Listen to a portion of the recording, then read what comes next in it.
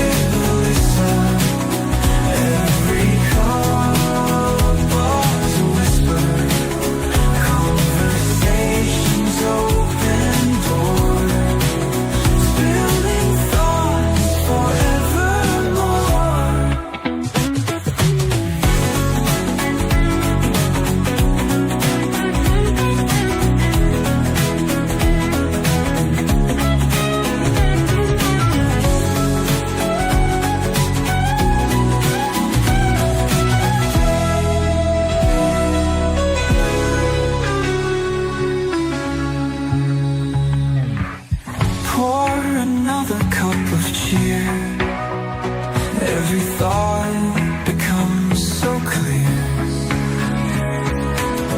From stations and bubbling streams, waking up to brand new dreams.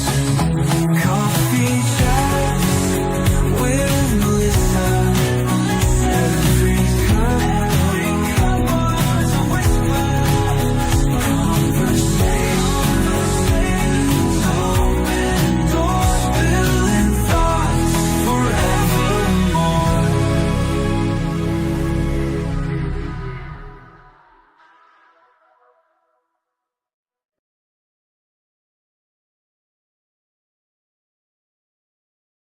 Good morning.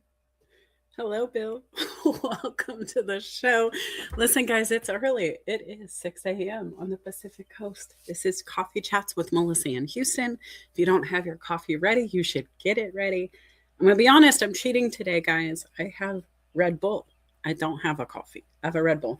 And I'm addicted and absolutely adore, maybe is a better word, the strawberry apricot. Let me know. Is it a hard day? Is it a soft day? For you, strawberry apricot is my favorite. Anyways, that's what's fueling me this morning. I also have a little tickle in my throat. So if I sound a little rough this morning, I apologize, but I wasn't going to skip the show. This is a really important topic to me. Gotta say, LinkedIn is one of my favorite playgrounds in the whole wide world. And since it is global, it's kind of a really cool place to play if you want to grow your community, if you want to learn from beyond your four walls, beyond your town, your network, just being able to be nosy. Let's be honest. This is the best place for those curious cats who want to get into everybody's business. Literally, if you want to find a job, if you want to work with somebody, if you want to consult, connect, do some overlapping in any way, this is a great place to be. So welcome. If you are on another platform, make sure you're subscribing everywhere I am. That is on YouTube, Substack, Instagram, Facebook, LinkedIn, TikTok. I think that's it for now. For now, guys. So good morning. Tell me where you're coming in from. Tell me what time it is there. Tell me what your breakfast drink is, if you've even done breakfast drinks. I am Melissa Houston, cultivator of dreams, motivator of human capital. And really what that means is I help people like you figure out what they want to be when they grow up and get a plan of action together. Sometimes that's long-term goals. Sometimes that's short-term goals. Truthfully, I like to have 3 sets of goals working at all times. And so it should be a combination of all of them if we're coaching. If you want to learn more about me, go to documentthenact.com. You'll find my website. You'll find some testimonials. You'll find all the cool stuff that I've done.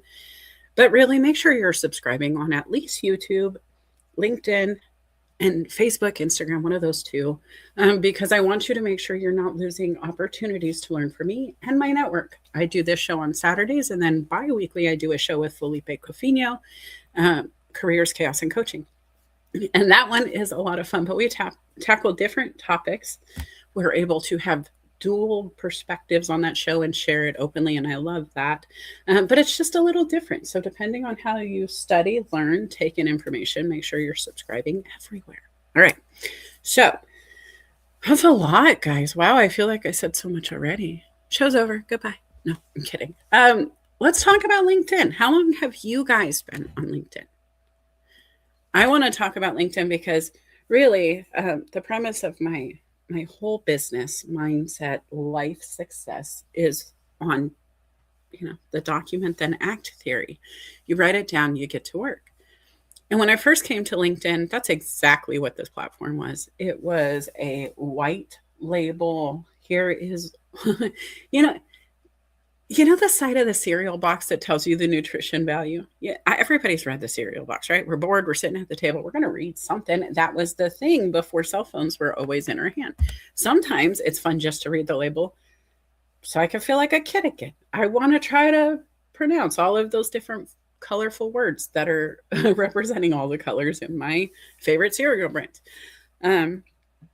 But that white label on the side that just kind of gives you those statistics, the things you must know to proceed, the warnings, the recommendations, right? That is very much how I envisioned LinkedIn 15 years ago. And I think it was 2012, could be 2010. I'd have to look. I'm so sorry I did it before the show. When I started my journey here. And when I started my journey here, I was in a staffing position. I had been hired to do a semi-startup location for a staffing firm already in existence. They had one location. They had about 5 internal employees. And I was hired to learn what they did in one location and then go and replicate it by myself in another, creating a new market.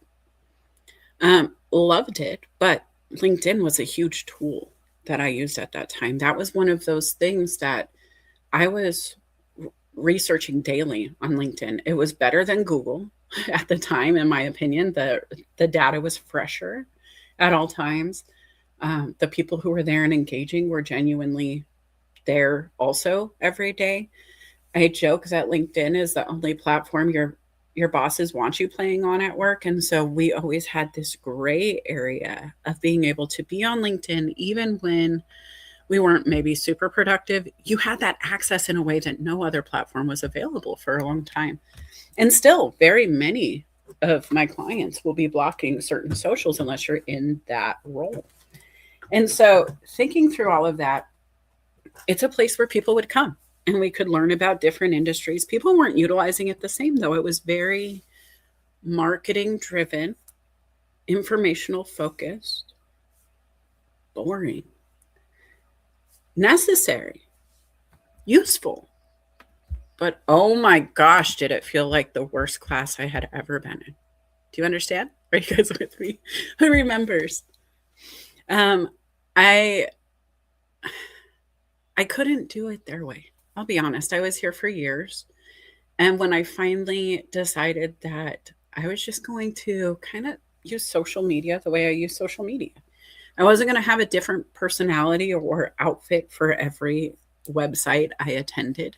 I wasn't going to put on a new mask, which is exactly what it felt like. And I don't use that term a lot, but really it's something that feels fitting in the moment, because how many of us have put on our professional outfit, toned down the true passion inside just because it's a quieter space today, and so we need to just tone it down a little.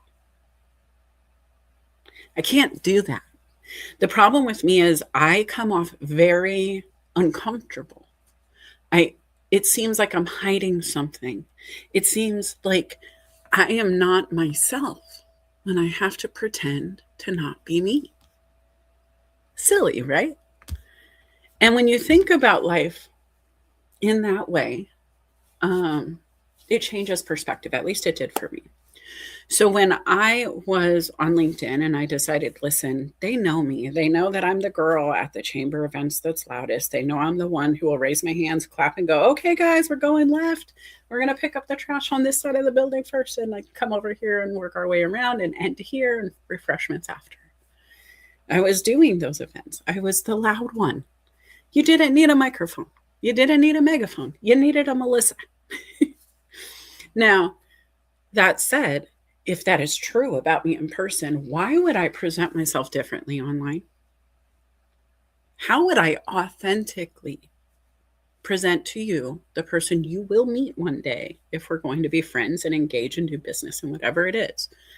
How am I going to present her as somebody who's going to be the quiet kid when every single one of my report cards says that is not a truth since almost inception? I mean, it was 36 hours of labor. I came out with a bang then. There was no quiet. It was not easy. Gregory says, how about a newspaper or magazine? It very much felt like that, right? That's what LinkedIn was for me. And it felt very white paper. I'm just going to check the comments now that I'm in. We're going to follow the tunnel down. Sean says, tuning in from New York City. It's 9:09. They're having my weekly Saturday morning eggs for breakfast soon. Today, it's a cheese omelet. Oh my gosh, Sean, I'm an omelet fan. It's probably one of my favorite food groups. If I had to pick a forever breakfast, that would be the one, because it's almost like a pizza, right? You can have pizza so many different ways that it's an easy staple to add to your diet, because you just change the toppings and it's a completely different dish. I love that. What are your favorite toppings on the omelet? I need to know. I love a cream cheese omelet with bacon. If you haven't tried it, you should. All right. Jay says, when LinkedIn is your garden, you can use water to fill your void by networking. Absolutely. Felipe, welcome. I was just talking about our shows on Sunday, and of course, you were loud. I can't believe it. You are such a soft talker. Yeah, turn your headphones down, guys. We're about to get into it. But truthfully, when you think about Melissa Houston, you guys know me best. Those who are in the comments absolutely have been around long enough to know I'm not going to be the wallflower. If you need to meet somebody and you come up to me and you're like, I am so nervous in this room, Melissa, but that person right there, that guy, that lady, that person, that human, that opportunity to connect is right in front of me, and I don't know how to go over there. I go, oh, here. And I'm either going to grab your hand and pull you along, Wizard of Oz style, or I'm going to go pull them over to you. Depends on how your knees are feeling about moving in the moment. I'm not scared to have a conversation. I have often said one conversation can change your life, and it's so true. Good, bad, ugly, we've covered it all. But that one conversation was that ripple starter, right? Like it was a pebble in the water, and it had a ripple in your life, and every conversation can. It is a seed. It is something we are planting in our soul, our body, our mindset, our memories into another human. If we're giving information today, I'm planting seeds everywhere for this LinkedIn garden. And so you have to be accountable for that and responsible for that and really decide what that's going to be. And I have no problem making a fool out of myself, throwing myself fully into the water if it means all of you will join me soon. Maybe it's the Arizona kid in me. Maybe it's the girl who had no problem jumping into the deep end of the pool first. LinkedIn for me is both the garden and the tool shed. And if you think about it, I've heard, oh, LinkedIn's a great toolbox, and I'll say that probably today myself. But I think it's a garden. I think this is where things grow exponentially. I think this is where opportunity is always one connection away. That Kevin Bacon 6 degrees, I would love to talk to him. I would love for him to come on LinkedIn. Somebody tag Kevin Bacon if you know him. If you don't, if you can just tag him, do it anyway. But truthfully, I wonder what his thought would be to hear that we have cut his connections in half by being on this platform called LinkedIn. That everybody says you're only 6 connections away from knowing Kevin Bacon because he knows so many people and has worked with so many people. What if that was your truth? What if that was the thing that you activated on here, where you could be the connection for others? And that's something that I do. We'll get into it, but one of my strengths on LinkedIn is being a connector. If you come to my profile and decide, hey, this is a person I'd like to know, and we connect, immediately you have access to my connections. You can now send connection requests to people like Felipe, like Bill, like Gregory, like Jay and Sean, and say, hey, I saw you in the chat on Melissa's show. I would love to connect. I love that you're up early on a Saturday and want to get things done or learn something new or whatever it is, right? That is an opportunity you have. And so if you're really looking at LinkedIn in that way, you can harvest here. You absolutely can. But I will say you can't harvest a ground forever without tending to the soil, right? Farmers, anybody understand farming? Anybody have a garden? Anybody ever grown anything? While I wait for LinkedIn's feed to catch up, I got to tell you, I am addicted to growing things, whether it is plants or businesses, mindsets, networks, presence, social media or beyond. I love to watch things evolve and grow and become what they were meant to be, or even beyond wildest expectations. A friend of mine gifted me a spider plant to babysit. He was moving across the country in a car, and the plant wasn't doing well after day 1 of just being outside of the house. And so he asked, can you babysit? I was like, of course I can. I would love to watch your plant. I don't have a plant. Let me do that. A few years later now, it's been a few years. I have hundreds of spider plants. It got to the point where I every time I was just in need of some mindset time, some time to reflect, some time to self-care, this girl would go into her plants and start cultivating. Shocker, right? The cultivator is cultivating. And it just kept growing. They kept growing. It got to the point where my windowsill is full. I actually posted some pictures this morning because I knew I'd talk about it. You could go in and see the one window that just has so many. But I also have to say what I love about this, and I want to use this as an example, but creativity, guys. I wanted to plant things left and right, but planters they get expensive. I don't know if you guys have ever bought planters, but they aren't cheap, especially if you like cute ones. And then at the rate I'm growing these plants, it's very hard. It's like I need my own shop, or I need my own wheel to make my own pottery to put them in. But I started getting creative. I was looking around the house and I was looking for things that I could repurpose.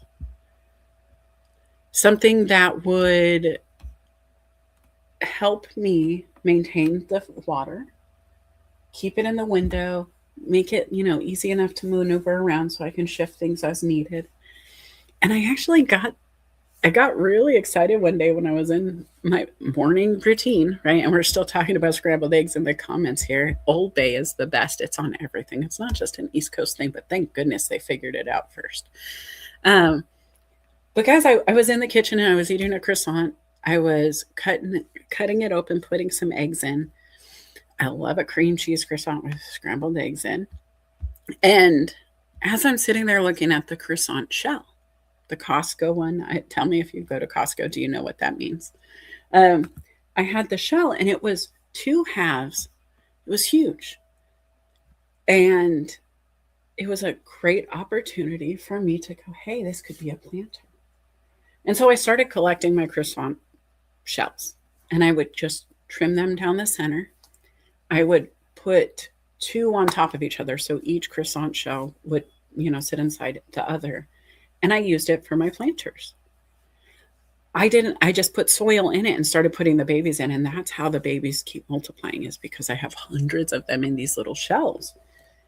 Then as I go thrifting, which is one of my favorite hobbies for self-care, and just getting out and observing people and touching things and just seeing what somebody loved at some point and then decided they could let go of. It's just a whole thing. I'm on a journey every time I go to the thrift store, but I look for these unique planters. I look for fun things that people, really nice ones, people buy vases and donate them all the time, and they're $30, $40, $50 vases when you get flowers sometimes.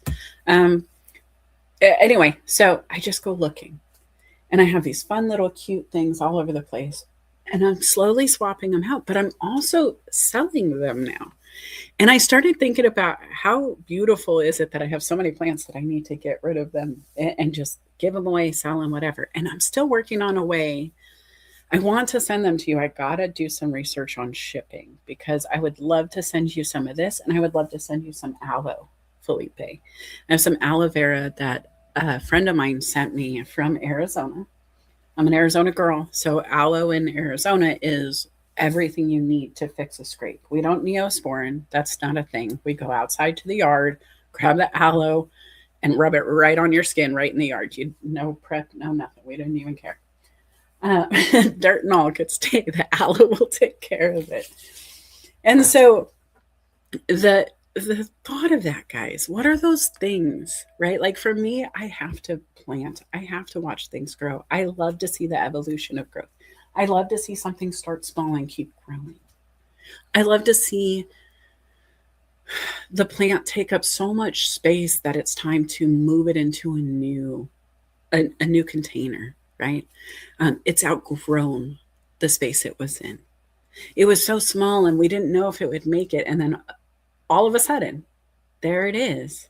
And it's blooming and it's got arms off of it. And, I just metaphorically, literally, it's all here, right? So my question to you is, number one, what do you grow, if you grow anything? Number two, what are your seeds you plant into others? Give me three.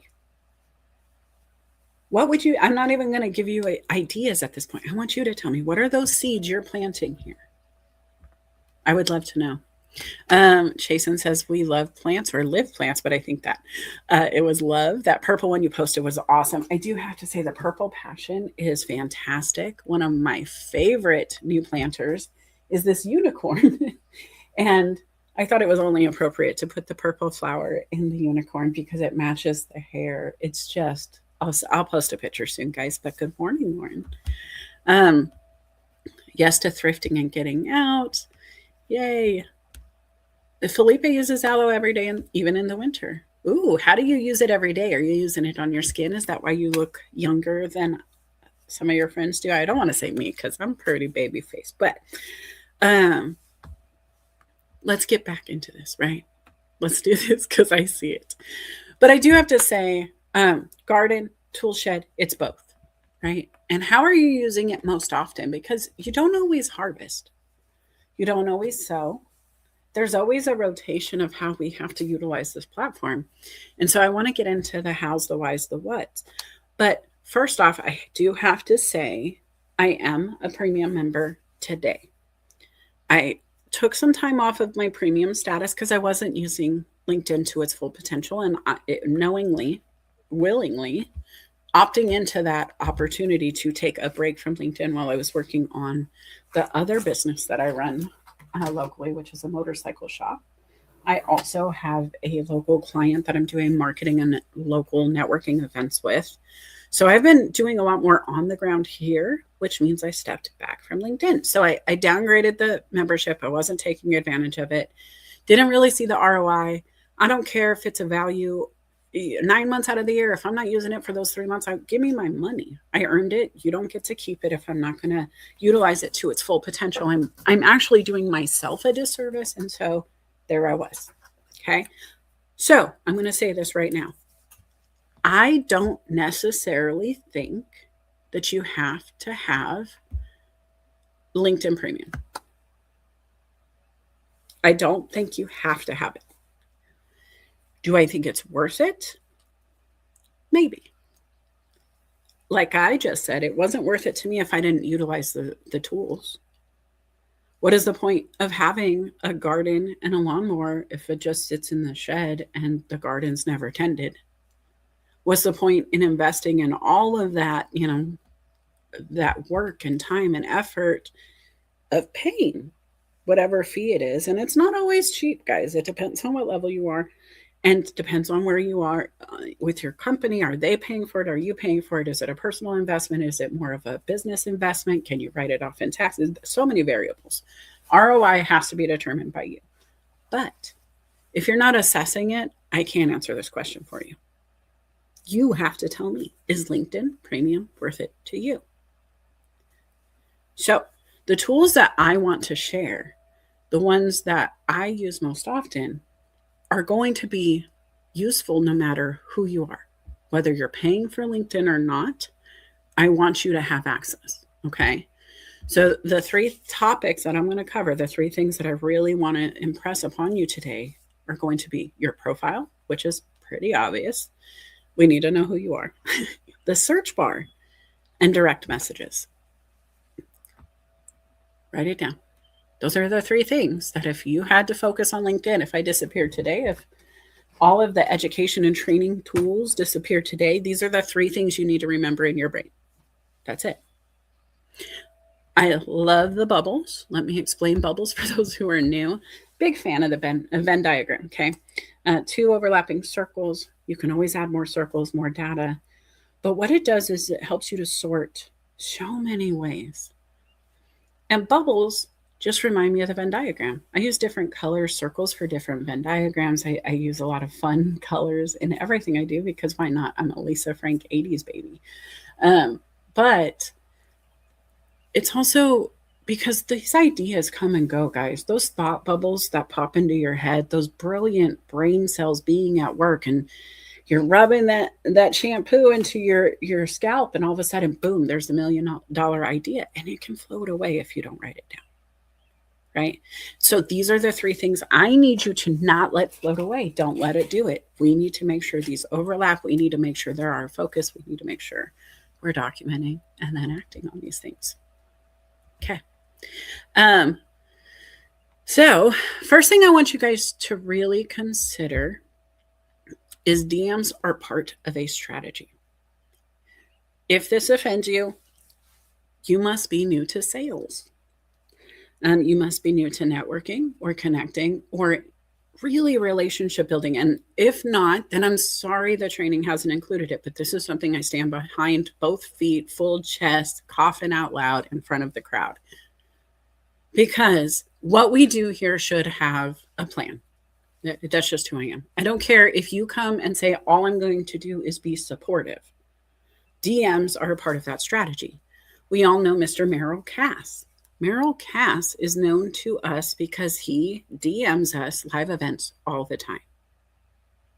He genuinely messages not just the event, but he's like, hey, Melissa, I saw this event, thought of you. Hey, Melissa, I read this article. Hey, Melissa. And he's really bringing genuine, engaging conversation based on things he knows I enjoy, have participated in, have spoken about, he's connected to me these things, right? If somebody says document then act, people will connect that with Melissa. And the reason is because we've had the conversations. There's been that messaging.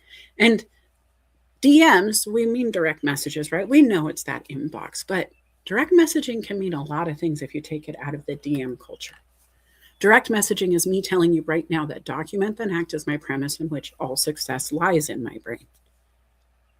Once you connect that to me, every time somebody says document or act, you're going to go, oh, Melissa.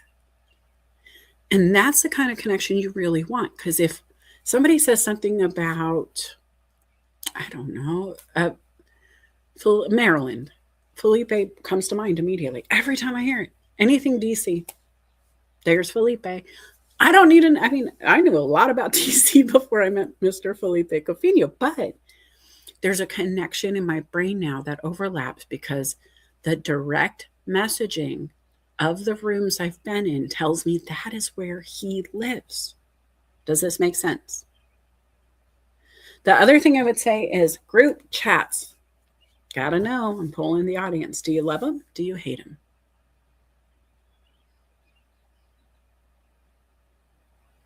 Okay.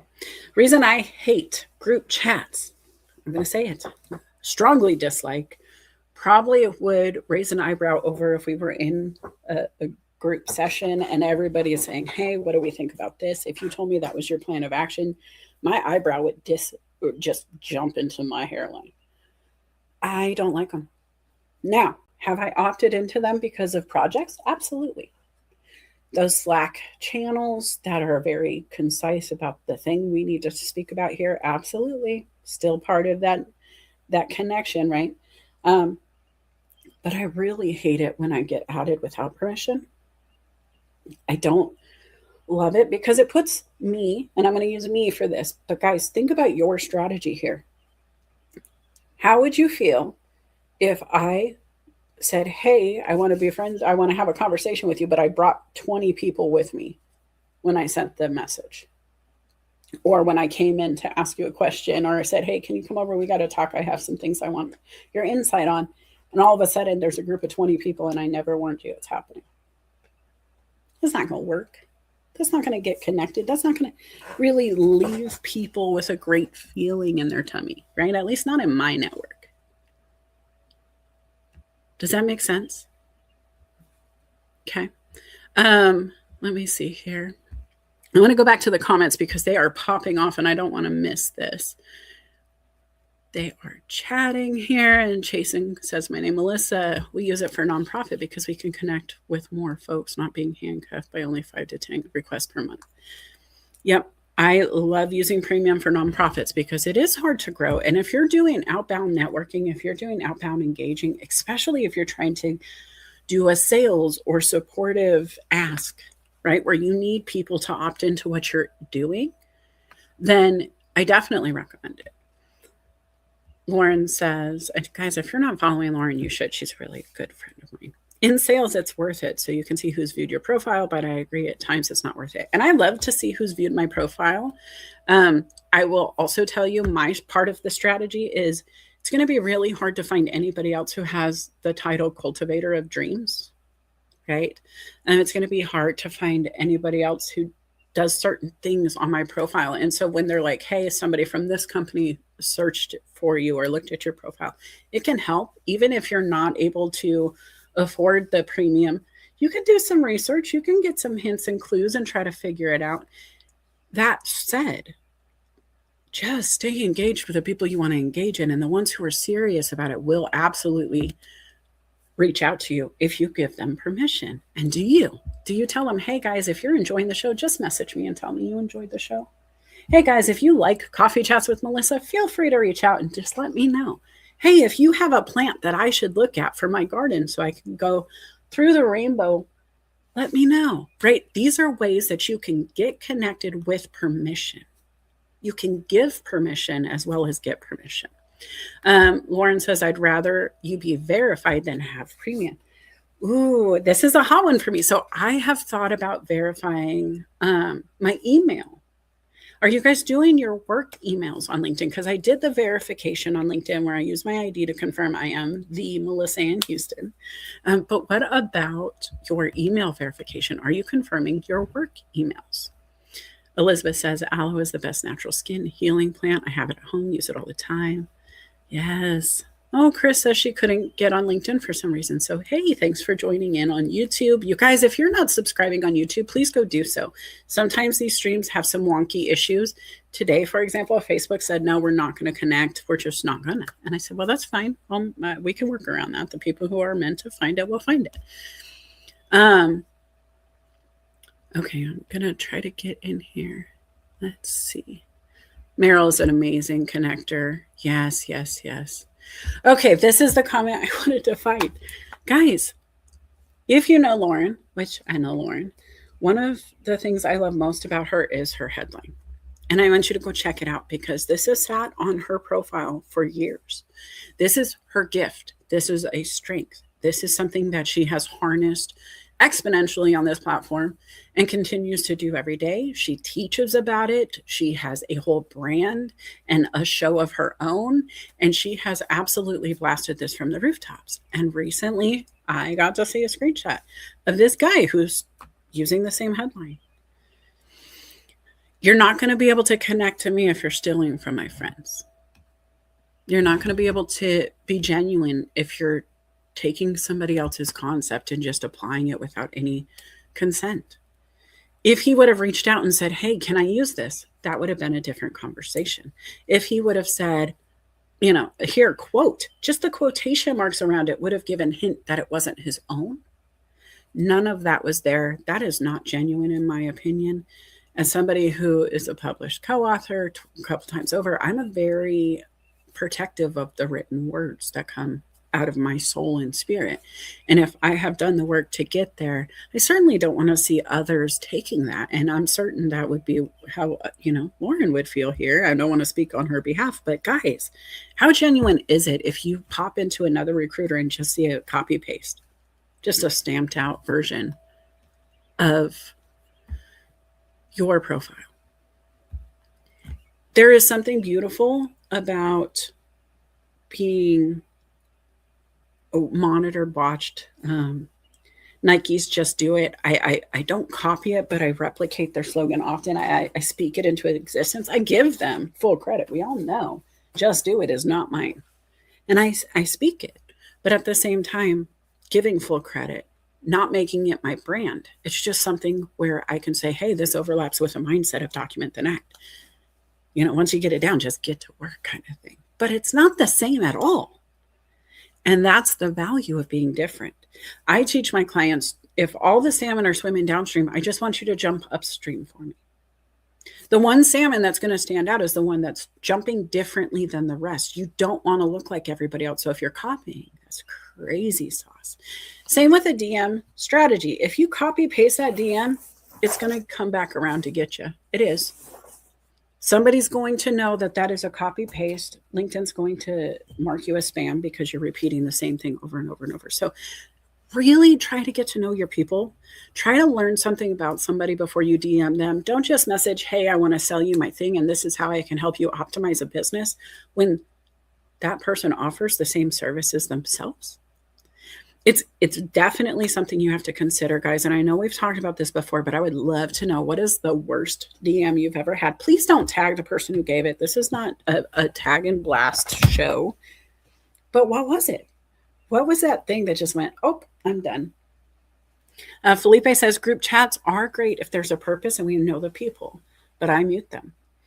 The dings and bells make my misophonia flare up. Oh, Felipe, you don't even, that man and misophonia, it's a long-standing thing. He does not have it. He is joking. It's good morning, Lisa. I see you there. Lauren says, he's a recruiter and sitting in my pending connection request. I would have been nice if he messaged me about it, but don't just take it and then try to add me. Guys, that is the grossest behavior. I'm sorry. That would absolutely turn me off. If I go to your headline and I see my headline in your profile, I'm 100% done. We're already not starting. Why would I give you more access to me if you're taking what you already have and using it without permission? Oof. All right. I can tell you, you won't last long here on LinkedIn if you do that. Anywhere, really.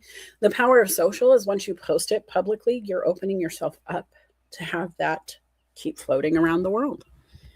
You really want to make sure that when you are building a network, that you're maintaining your integrity, that you're doing things that you would be okay with people putting on the internet, because if not, you're playing a very dangerous game.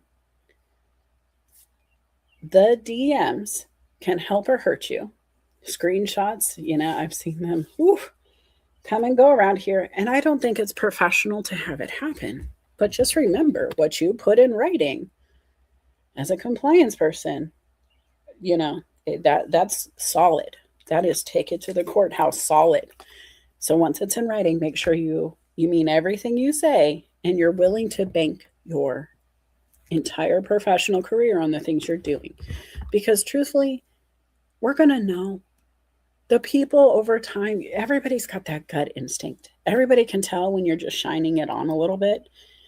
It's going to rub them the wrong way, and it's really not going to last forever. It's not. You're going to get tired of trying to be something you're not, and the cracks will show. And here's the crazy part, guys. If you just show up as yourself on this platform, the whole platform will play with you. When I showed up with this image, this kind of the vibe, right? I have glitter and sparkles and colors. I'm using bubbles and Venn diagrams and elementary education concepts. And I do it different. I do a little bit of everything because my role, my life, my experiences have defined and refined so many skill sets within me that I can help so many.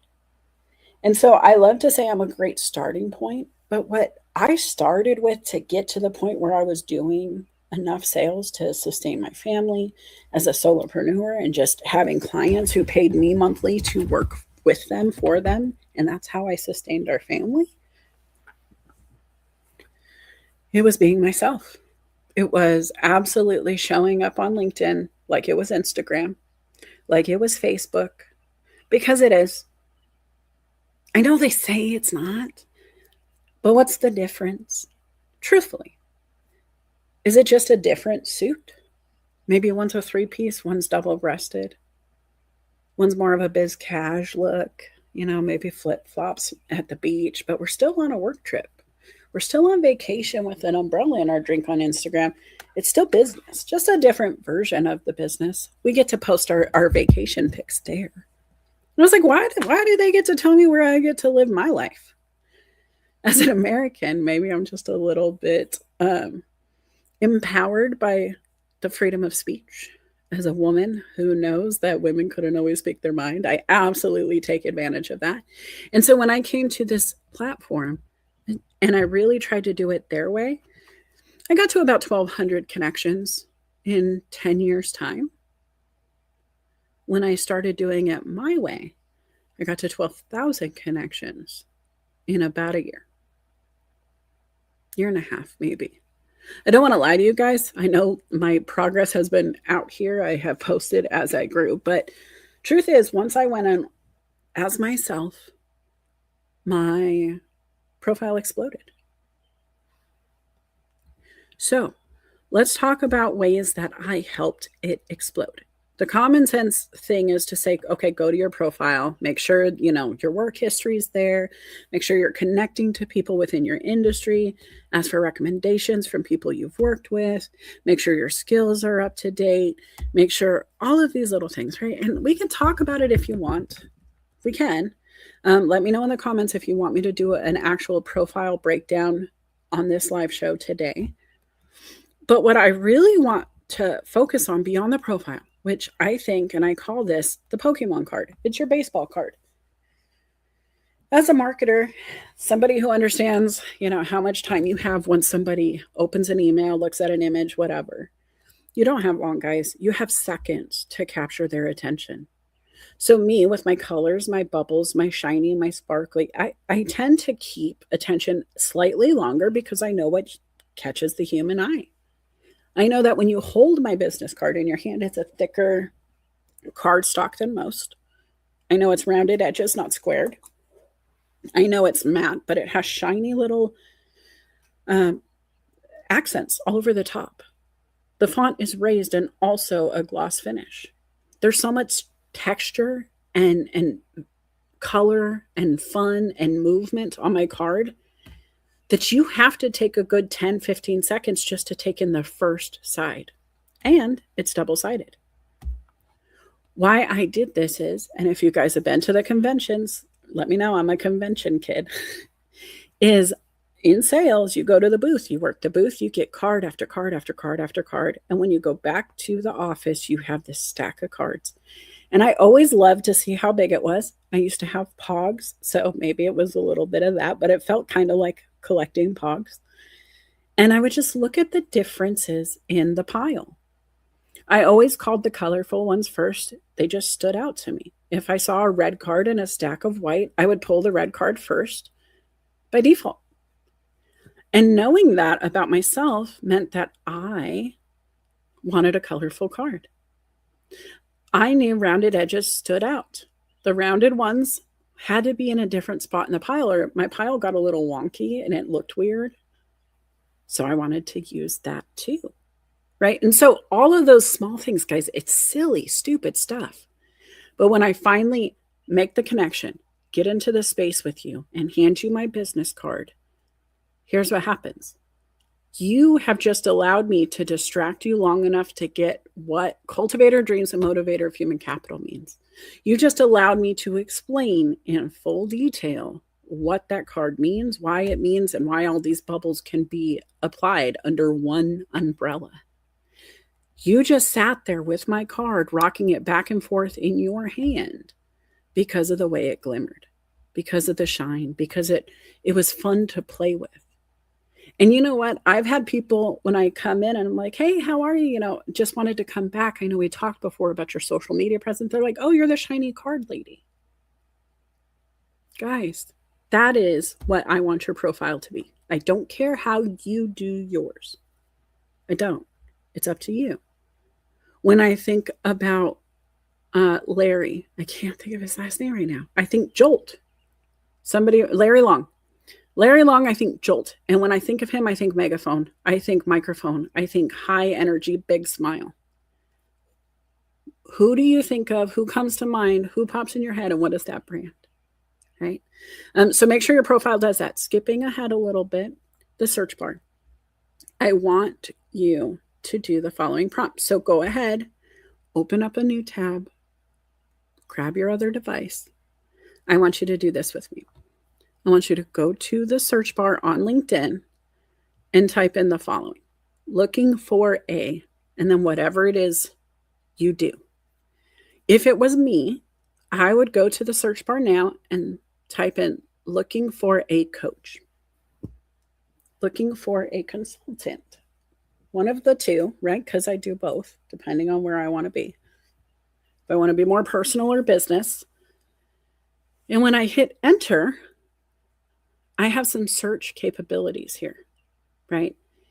And what I want you to do is go in and type what you're looking for as a role or what you do just for fun.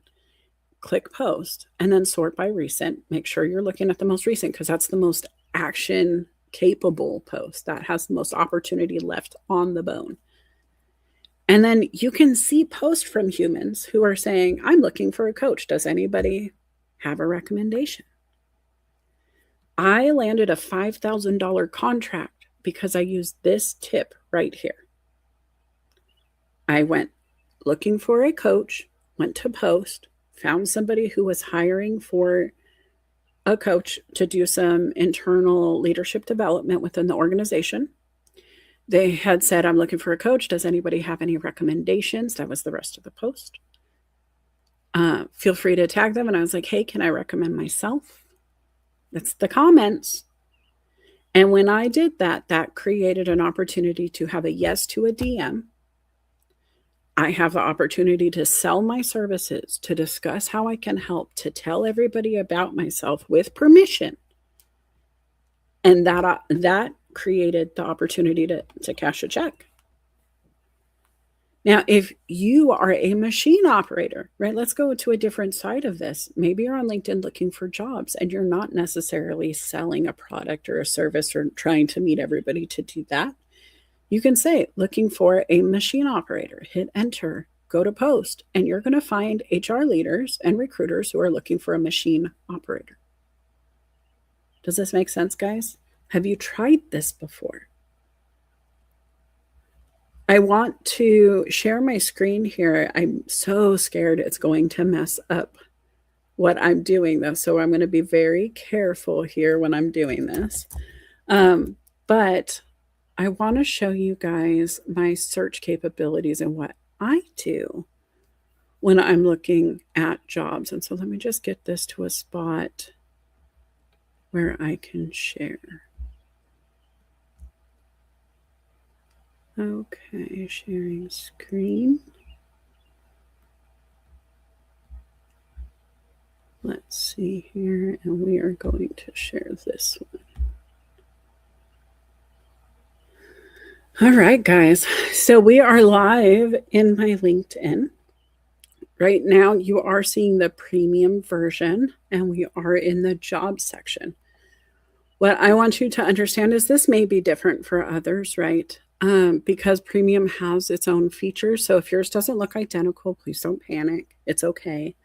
But what I wanted to share is I have some free memberships, some free premium uh, test runs that you guys can do. I believe it's 2 months of free premium if you want it.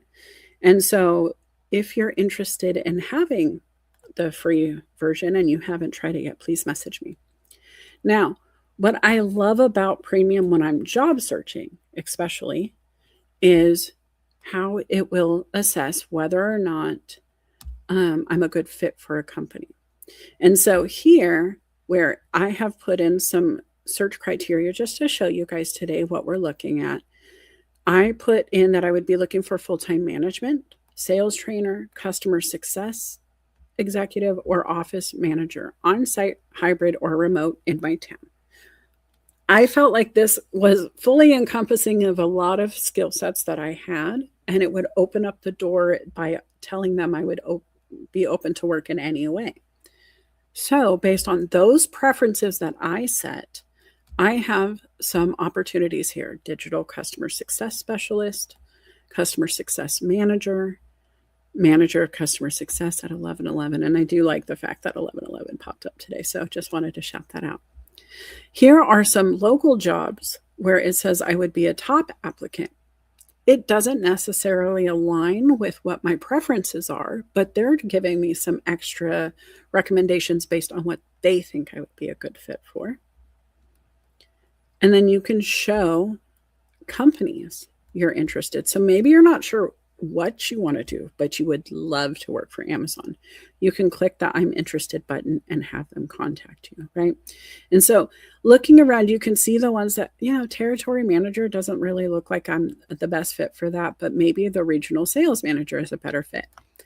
I will say you can't take this for take it at face value. It's not 100% accurate at any time. I got to be honest with you. This is an AI assessment based on what they're showing. And so here it says, hey, you are a top applicant, more likely to hear back. And it can tell and it can give you different ways to play, right? So show the match details. This here will show exactly what they found, or it should. Okay, here we go. It says based on the 5 years of experience and then the demonstrated experience managing complex customer relationships. Now, here it says, wait, this is another qualification. Do you have this? I don't mention my education on my LinkedIn. I let people ask, but those who have followed me know that I am a proud GED holder. I did some community college, but did not successfully complete it because I was a mom, and it was a lot to work full time, be a mom, and go to school. So I made some life choices, and this is where I am. But let's say I had the education and had forgotten to add it. This would be a great time for me to pause before the application and go ahead and put that information in. And then there are other qualifications. And so we can look at this. I don't really have the verbiage in my about section or in my job descriptions that made it confident that this is my thing. But there's so much meat on this bone. It is something that if you don't have a coach, if you're not confident in your job application experience or process, this would be a no-brainer for me to add. If somebody is confident, it's a nice validation tool. It's a nice review to have. It's nice to have somebody almost recruiting on your behalf. And that's kind of what this makes me feel like, is I have a recruitment friend who can go, hey, this looks good for you, and this is why. Even if I wouldn't have considered it, maybe I wouldn't have found it otherwise. A lot of the jobs that come in are coming in from all over the internet, right? It's remote. And so maybe I wouldn't have found it on my local job board or even on LinkedIn had I not had my search set up to do so. You can also compare yourself to others. So this is a job that has 1,348 applicants, 36 have applied in the past day. And you can tell their seniority level based on, job titles and that sort. You can also see who has bachelor's degrees and who doesn't. A lot of cool stuff here. Any questions on this, guys? I do want to give a quick review here. You can sort. If you don't have a lot of time, you can go in and sort the jobs to see, maybe you're here every day and you know you're here every day and you're looking at everything every day. Maybe the past 24 hours is the best use of your time if you're here every day, all the time looking, and you only have 30 minutes to apply today. I will tell you, there's a lot of success to be found in those older job apps. Sorry, can't talk all of a sudden. Because if they haven't closed it, if it's still open, they haven't found their person. And you could be the person they're looking for, but because it's an out of date application or a job opportunity, in your opinion, you may be missing it. And so don't be scared to try. Let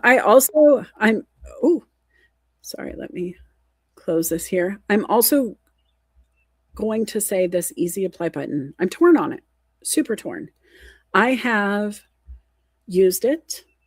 I think I'm torn on using it because I like the fact that some companies go, yeah, go ahead, use the easy apply, make it easy. We can look at your LinkedIn. We're wise enough to get it done. We could do that. We can always look at your resume later and dive in more. Only one applicant has applied here, and it's an easy apply job. And so I would have to look at the job description and figure out, why is this, commission only? Is it something that says you have to have a ridiculous requirement? You have to wear a rubber nose to work every day and look like a clown? I'm not sure. Right? But when I'm looking at it going, there's only one person who has applied. This is from the past month, 4 days ago. Why wouldn't I just click apply? And if I want to stand out, I can actually go to their website, do it directly, which is cool. But if you have 30 minutes and you really want to get in, this is not a bad idea right? Because look at the difference in the applicant pools of those who didn't have an easy apply button, those who did. I don't understand the variable here, guys, but which would you rather put your finger in right now? Which one would you rather throw your hat in if you had to pick just one? You can come up here and let's describe the job you want. What's really cool is they are building in some of this AI, absolutely will help you figure out some of the terminology. Maybe you want to be in banking. We can click that. It will automatically sort for you. Maybe you're like, I don't want banking. Oh, I don't want banking, but I do want to be in the state of Washington. Being able to do that is going to open you up to opportunities that are local to you, in your industry, in your whatever you need, guys. Whatever that is, you're going to be able to filter. Maybe you don't want to fight a lot of people. I love this under 10 applicants button. It shows those jobs that are hiding right in front of you. It shows the jobs that others have missed, even if they've been sitting there for days. And when you start filtering down and just keep going, you really have a lot of opportunity to weed out the stuff from your garden you don't want to be bothered by, right? And so think about the things you want to do. You can ask it, help me stand out. What is it telling you? It would recommend for Melissa to stand out.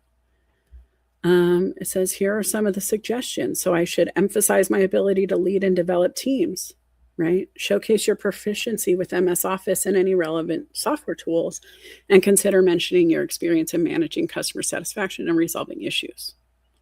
Okay, I have done all of those things. Did I give myself credit in this exact terminology? Absolutely not. Would it help AI to understand what I did better? Absolutely. And if AI can't understand it yet, then maybe the human in front of me may also have some questions. And then this one here, guys, you can create a cover letter. Having no cover letter is fine. Having a cover letter done by AI, people are going to turn their nose up. But it can give you the basics. It can frame it up for you. It can start the process. Right? And so this is a tool that I really enjoy. Are you guys with me? I'm going to come back over to the other side because I'm not seeing your comments as I'm delivering. Okay. So it says, in one of my roles, a VP told me that my posts were too Facebooky, but I agree with you completely that I got more connections, more connected. Yep. And I'll be honest, guys, I do think when you're working for a corporation, they have every right to kind of filter how much they want to bog down their brand. But if you're in control of your own brand, if you're in control of how you move here, then I think that's a choice you need to make for you. There are two sides to it. I like to do business with people I know, like, and trust. And so if I don't have that there, I'm kind of a little nervous. Does that make sense? If I don't know something about you, then how am I going to remember who you are, what you do? It's a memory thing for me as well. And so I think there's so much value in the social Saturday experience that we all started enjoying way back when, where there were post upon post of people and threads just all connecting. The social Saturday chats that happened today later with Felipe and his friends, his other friends, because I'm on that list, where they are networking and connecting and teaching different things from their tool shed, right? Different ways that they cultivate their networks, different ways they use the tools here on this platform. We're all doing it our own way each week. You have to figure out what works for you. Okay, I'm going to stop sharing for just a moment. I want to come back over here. The other thing I want to do, oh, I'm not going to stop sharing. I shouldn't have. I'm so sorry. I'm coming back. Here we come. Sharing screen, going back to this tab, and we're back. Okay, so maybe we don't do jobs. Maybe you want to find people instead, right? Maybe you're here to connect with people in your industry. Well, customer service representatives in Washington all can pop up that way too, right? Now, maybe I just want to see the people I'm connected to in Washington. There they are. This would be a great opportunity if I know somebody in my network who is hiring for somebody. I can reach out, right? I can look at the profile. I can learn about who they are and what they're doing. This is a former consulting client of mine, guys, just so you know. He is a good friend still. But being able to filter, I did not realize he would have come up in that search based on the information that I typed in, but that's really cool to know. Maybe I want to work in my network, but now I need a lawyer, legal in my network.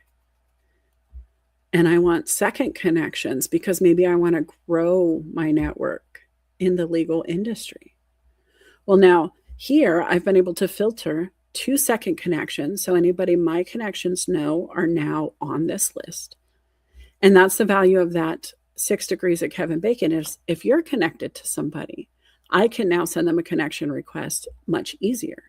If I go into a third connection, now I'm going to have to use special tools to connect. You have some limitations on this. I believe there's only so many in-mails you can send per month, or if you're not connected directly to be able to connect. And I'm not sure what it is, guys. If you guys know, please feel free to drop it in the comments. But this is a great way. And Gregory Liverpool, I'm talking to you. You can come in here and you can put talent acquisition. Oh, I wanted to let it finish typing for me so badly. You can put locations like Canada. You can filter down to any place you'd like. For now, I'm going to keep it to Canada. And now you can see, and I'm going to remove third because I want it to be people I could absolutely connect with. You could see who your network knows in that area and start moving in to connection circles with these people. So I want you to really think about this guy. This person, Yvonne. Hi, Yvonne. She's talent acquisition at PayPal. If I wanted to work for PayPal, this would be a great connection to have. We have quite a few mutual connections. I would love to just send a connection request to see. You can add a note. This member to verify actually asks you for the email, which is cool. So I can't send it because I don't know her email. But another quick tip, guys, is let's see if she was wise enough to put it in her info. So about this member, I'm showing you how to do this.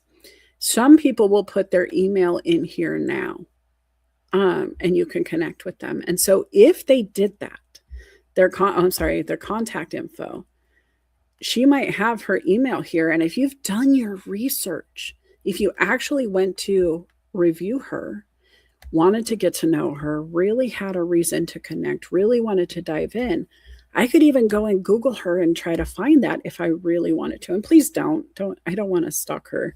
But it's an example, right? It's something that if you want to get to know somebody, you have the opportunity here.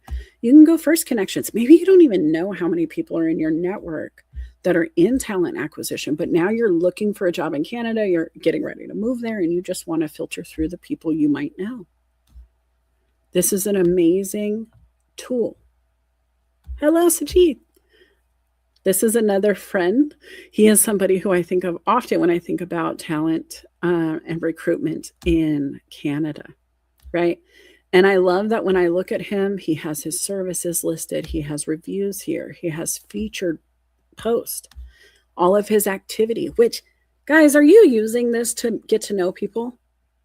Are you using it for yourself on your profile? Message me if you guys want to come up on LinkedIn. Give me just a minute. I want you guys to have this conversation, but really, this is one of my favorite places to play. If I wanted to learn about him, I could go and see that he was active 22 hours ago. He was making comments about his expertise. He was putting in the work. If I want to see videos he's posted, I can quickly come and see numerous videos he had shared. Images, the same way.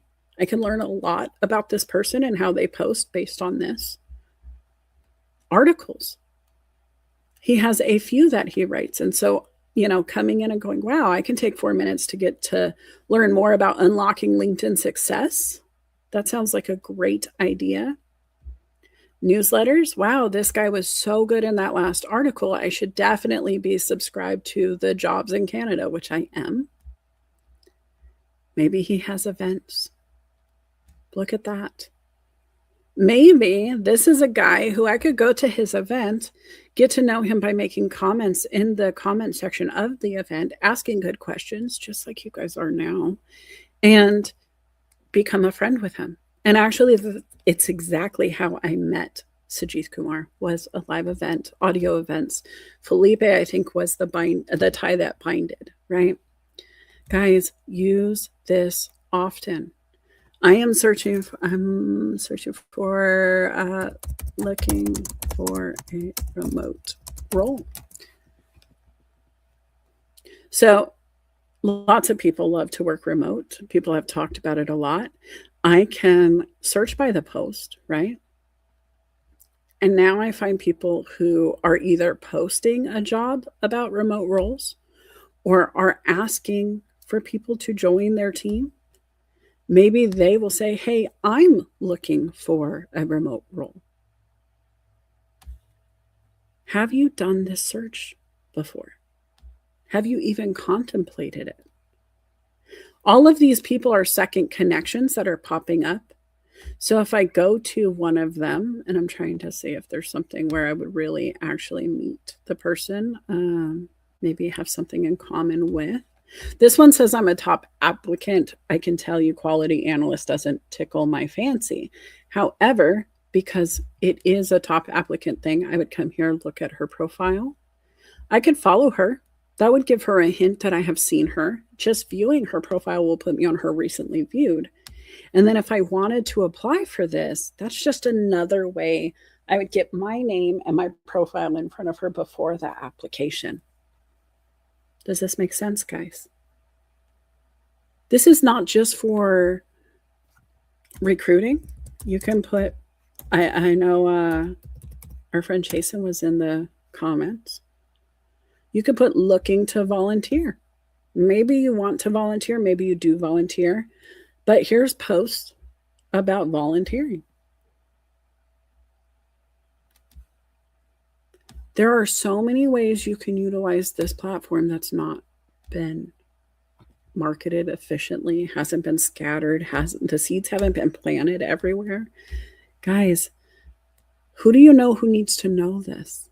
I'm going to go ahead and stop sharing real quick. I want to come back to my StreamYard. I want you to give that a try. Take a screenshot right now. Take your camera out and take a picture of your laptop if you have to, whatever it is. I want you to think about the ways you can use that search bar based on what I showed you today, right? I want you to think about the different ways this tool can be harnessed beyond posting your resume, applying for jobs, and just sending blank connection requests, or those terrible DMs. It's like, hey, Melissa, thanks for connecting. Here's 57 ways I want to help your business grow. Jay asked the question, how will you know if the post is genuine or not? That's really where you just keep diving in, right? Once I saw their post, I click on their profile. I'm looking for their recommendations. I'm looking to see which company the post is tied to. I want to go to the company page and I want to review the company page. What are the reviews saying? What are their customers commenting? Is there engagement on the business page? I'll be honest, if you go to mine right now, you're not going to see a ton of traction on Melissa Houston Coaching and Consulting. Why? Because I'm living on my personal profile most often. It is there. There are clients who have followed. There are people you can see. There's a good number on that page, but it's not as active as I wish it was. However, I don't need to worry about the business being as active since my profile is always active. There's tons of engagement. There's tons of recommendations. There's people that are active all the time, engaging, even in the comments today.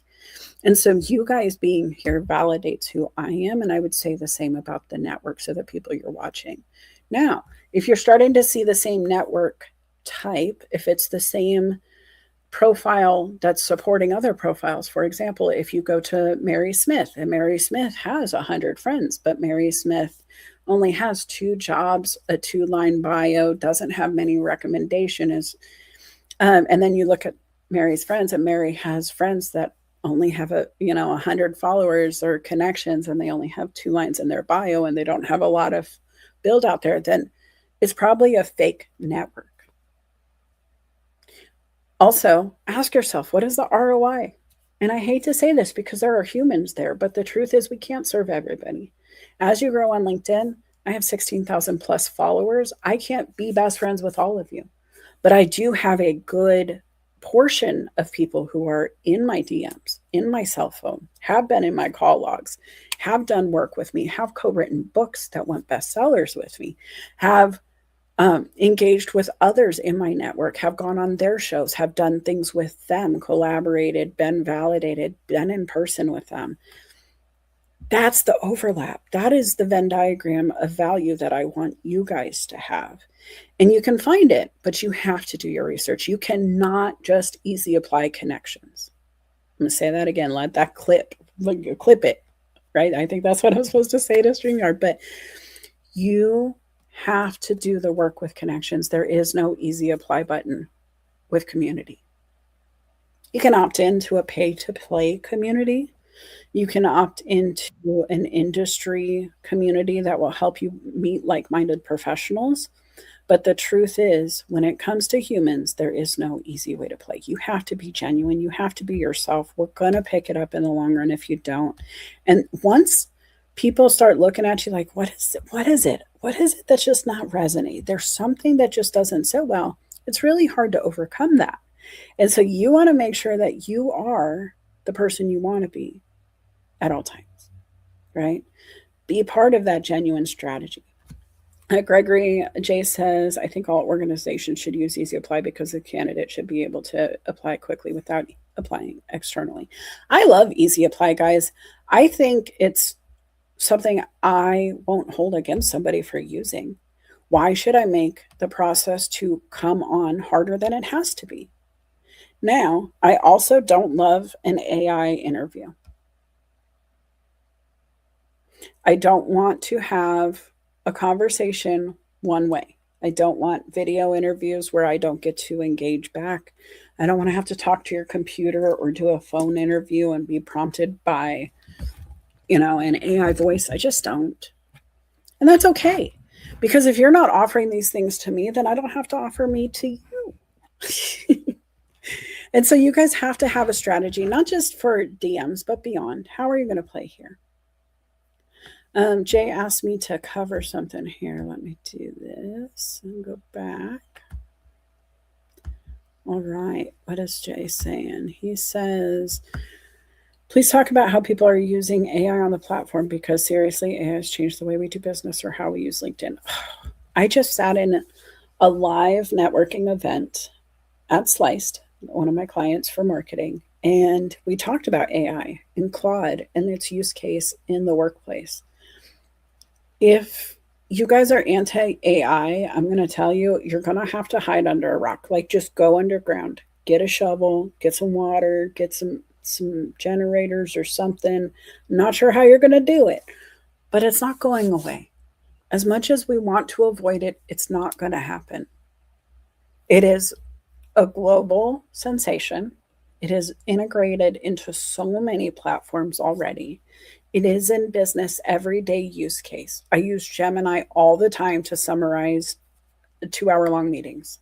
I use Gemini all the time to take the reports and ask it to give me a full on assessment of our performance for the month because we have so many different tech stacks that we need to gather the data from for me to get an accurate picture of all that output.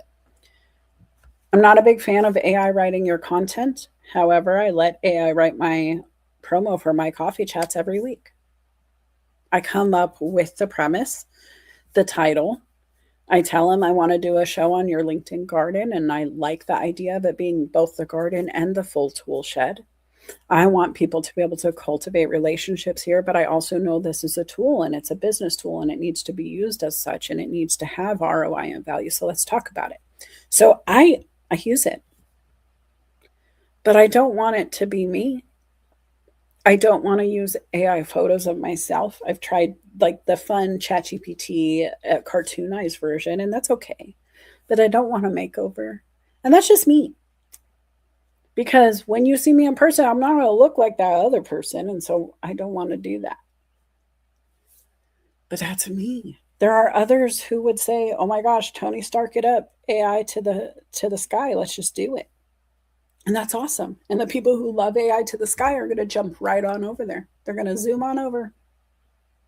That's not a problem. You have to pick it for you. If you don't like the content you're seeing on social, unfollow, block, remove. You don't have to engage, but we don't need to control either. And so that's the problem is I think we need to use AI with some moral compass. I think we need to make sure it doesn't replace us because as somebody who likes to put pen to paper, there's no greater experience in my brain. AI can only do so much. Sometimes I'll use AI to prompt me, like, hey, I'm a coach. These are the pillars I use to coach on. What are some content ideas? Can you give me some concepts for shows? What are topics I could cover? What are things people need right now? And I can have that conversation with it, but I don't think it should replace you. Oh, Gregory came in hot, but we need to have all caps. Listen, that's not what the show is, though. And telling me on LinkedIn about it doesn't fix it. There are absolutely things that need to be put in place. And I agree. And you can go find those people on LinkedIn who are in politics, who can make that change, who are leading the way in the industries that you're talking about, who can have the conversations at the table. The motorcycle industry, for example, is one that is vast. There's so many facets of it. But where I work, the CEO of our organization sits on the board of directors for the industry. He has front row seats to be able to make change. And we listen to the customers first. So when we take their reviews, their insights, their feedback, he can take it all the way to the top of the table because he's in the right position to do so. So make sure you're following the people who can do that. If I had an industry specific issue, I am connected to a person who is connected to the people who can make the change. But until I bring it to him, he can't help. And so that's the other facet of this platform, guys, is you have to strategize your connections to make the change you want to make. If I want to help teachers transition out of the schools, which I did, that was something I did for years, around COVID. Everybody was leaving the industry. Nobody knew what was coming. Everybody had so much anxiety and stress, and school was already hard anyway. Teachers are already going through it anyway, and then you add that extra step. When I focused in, I was coaching nonstop on those things, and all I had was a network full of teachers who wanted to transition out of their workforce into a new industry, and I was helping all the time. And that's all I focused on, and that's what my profile was. And it was great. And they're still there. But I've shifted perspectives and focuses over time. I wrote books, I did other things. And that changed my network. That changed who I'm engaging with. That changed the topics that LinkedIn provides to me. It changes lots of things. And so we have to be very specific about how we engage here too, if we want to be razor sharp. There's a difference on the platform when you go into the tool shed, right? You guys have that razor blade, and then you have an axe. They both will do cutting, but they cut different ways. They have different surface areas. They handle different tasks in different ways. And you can be both. On LinkedIn, I am a coach and a consultant and a connector, and that is the axe. Those are the 3 hits with my blade that I can give you. Widespread to help you cut down the tree of any of those 3 things. If you want to get surgical about that, if you want to really make sure we're just talking to the one person you want to talk to, I can do that too. But when you get free Melissa, you get axe Melissa. When you get paid Melissa, you get surgical Melissa. You have to define how you move, where you move, and how. Gregory, if I could give you one piece of free advice, it would be pick the thing we need the compliance on or your passion on the most. If it is AI, I would talk solely about AI. If it is HR, talk about HR. If it's neurodivergence, do that. If it's all 3, then diagram that and figure out what those 3 bullet points are that actually tackle all 3. And really, it sounds like governance, agency, accessibility, regulations. Those things are things you're passionate about. But you also sprinkle in sports and weather and analogies and local things. And so it can bog it down. And I think that's something you got to think about too, guys. And I'm not picking on Gregory. Gregory does a great job on what he does. But if he wanted to be surgical about his presence here, he would have to eliminate the extra conversations. Sajith Kumar comes in and he's very surgical in the way he presents his data. He will speak to us in these rooms and be very personable. He's an axe. He will tell you, I'm a recruiter. I like to color. I like to do these things also. But when you go to his profile, he's 100% focused. That when I went to his profile and he didn't know I was going, guys, you can tag him and tell him I went. There was no question what he talks about on the internet. When you go to my profile, I'm confusing a little bit, not going to lie to you. And that's okay because I cover so many different facets with my Venn diagrams, right? When you're a life coach, when you're a business consultant, there are so many pillars that can happen in that moment that for me, I can't always be surgical. I do need to be an axe. I need to be a freaking chainsaw. I can tell you I can go into the woods with you and clear the path. But when we need to just trim a little, just cut off that one small piece that's rotting at the bottom of the root system to protect the rest, we get surgical. It happens with plants in the garden too. You have to monitor. You have to weed out the bad stuff. You have to cut off the stuff that's not helping you grow but taking away. So many facets of this on LinkedIn. Have you guys assessed the ROI for you? Have you assessed what your time is bringing? Right? Is LinkedIn Premium necessary? I don't know. But are you making premium use of LinkedIn is my question. Because this free platform, and I'm going to say it again, it's free as long as you have internet. This is a free platform to use. With that search bar, you can do anything you want. You don't need permission. It might slow you down to not be able to direct message everybody you hope to, but if you're being surgical, it shouldn't slow you down. LinkedIn figured out the algorithms and the rules and the boundaries and the guidelines early. And they did it to protect us from spam. They did it to protect from abuse of the tools that they're providing us. They want to make this free place something that's beneficial to all who use it. But it's only as good as the people who are in your network. It's only as good as the way you utilize it. And Gregory, you're right. All of those three things I said do go hand in hand, but you have to decide, do you want to axe the problem or get surgical to solve it? Because I can chop off a leg to save the body if I'm in battle, I'm on the field, I'm going to go into war analogies, which I've never been to war, but I've seen the movies, right? When they say, hey, we have to amputate, we have to cut off below the knee to save the leg, they do that. Whereas if we're home near the medical center, the best surgeons in the world are a 30-minute flight away. We may not lose a leg. We may be able to save it by just fixing that small problem within it. When you're on LinkedIn, you are one flight away from the best surgical team out there. You have to be ready to tell them what your problem is in a concise way for that surgeon who has a specialty to walk in and go, I'm your person to help you. Does that make sense, guys? You have to have them be able to see you and see the problem or your focus or your issue or your passion, and then have them help. And that's why the profile matters. If Sajith Kumar had a post that said, hey, I need help with this specific thing, and I went over to his post and I was like, wow, he's a recruiter and he really does need help with this resume question. Me, with resume knowledge, will give my 2 cents for a few reasons. Number one, I'm a specialist. I'm a certified staffing professional, so I held that accreditation. I ran background screens for a decade at the top level, 3 different organizations I ran them for. And I've seen enough resumes to know what works, what doesn't, right? I know what holds up a resume. I know what holds up a job application. I know what happens if you're not concise about the data there.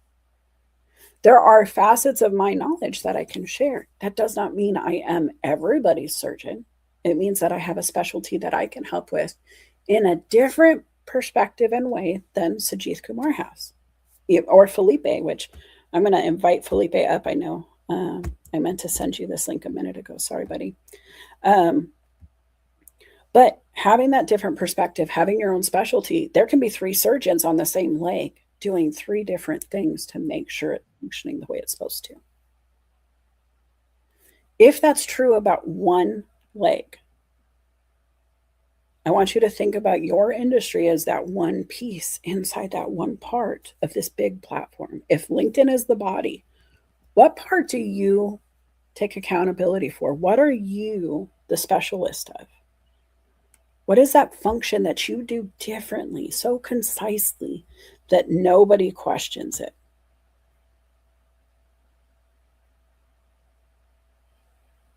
These are things you have to answer for yourself. If you don't know, I can always help. And I'm just going to do this real quick, guys. I do have a special going. I've been running the special for a while now. If you're individual, we can do a 30-minute power up on your profile, $125.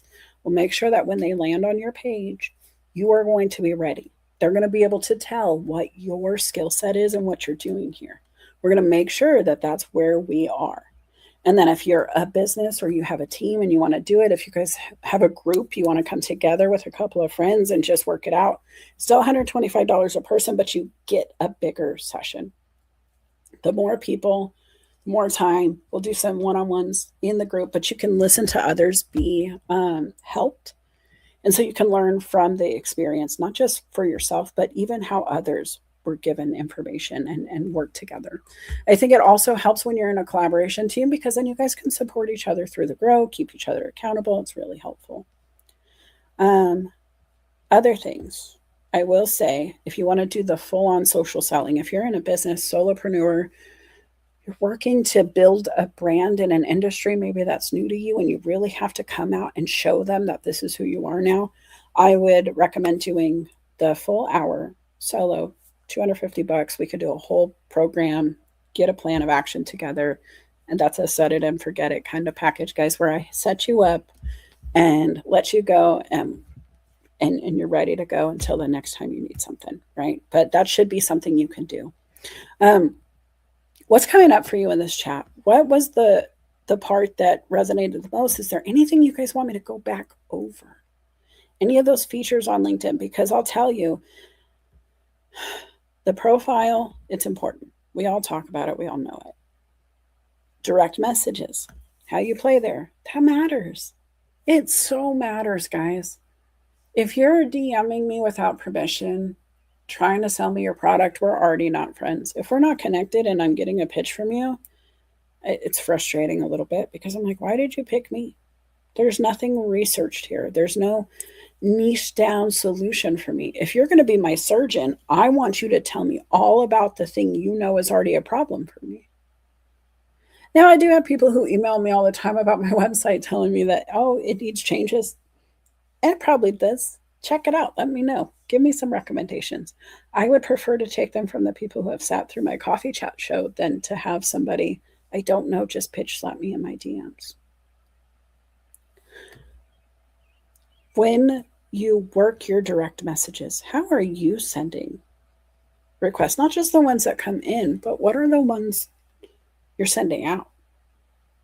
I'll be honest, my DMs are an untapped garden plot.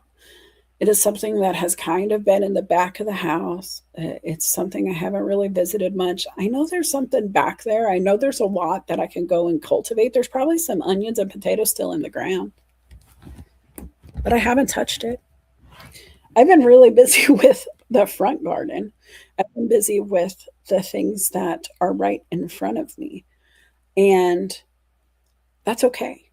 When I'm ready, I can always go to the garden that's sitting there. I did use LinkedIn Premium for the away message. For a long time, I wasn't utilizing that function and I missed it. Because when I was very social a few years ago, you would message me and it would say, hey, so sorry I missed you. I'm probably out blowing bubbles, catching rainbows, blah, blah, blah, blah, blah. And that was a value because even in that, it was a message that doubled down who I was and what I offered when you engaged with me. If you guys want that premium LinkedIn and you don't have it, please message me because I have some to give out. If you want to come on stage and talk about LinkedIn, the profile, what's your favorite part? What is it that stands out in a profile for you to say yes to the dress and engage them? What is it about a direct message that captures your attention and makes you want to engage? Is your profile unique to you? Because I cannot believe the audacity of stealing somebody's headline, sending them a connection request while being in their industry and thinking that's okay. That happened to Lauren. I can't believe it. Right?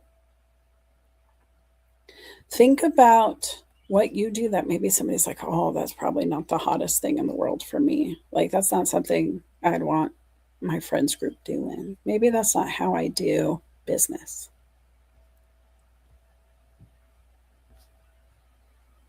Aaron says, YouTube experts are always DMing to tell me what they feel I'm doing wrong, which results in an instant block. There you go.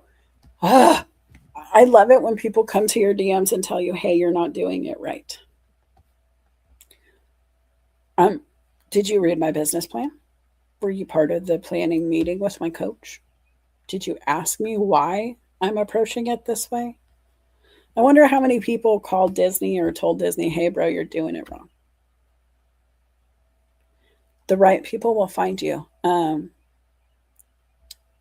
Aaron, I want to call you out. Can you tell me about the YouTube experts?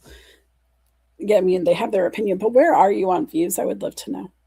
Uh, the other so-called YouTube experts say, "Hey, this is who I am, and if you need their services, don't get the block." There you go.